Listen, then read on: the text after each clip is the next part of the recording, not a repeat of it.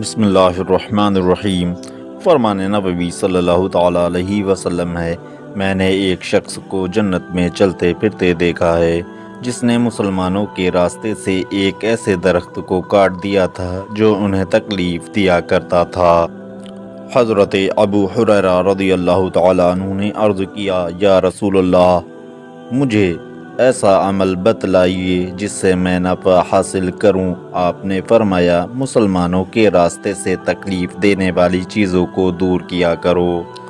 فرمان نبوی صلی اللہ تعالیٰ علیہ وسلم ہے، جو شخص مسلمانوں کے راستے سے ایسی کسی چیز کو دور کر دیتا ہے جو انہیں تکلیف دیتی ہے تو اللہ تعالیٰ اس کے بدلے میں اس کے لیے نیکی لکھ دیتا ہے، اور جس کے لیے اللہ تعالیٰ نیکی لکھ دیتا ہے اس کے لیے جنت کو واجب کر دیتا ہے۔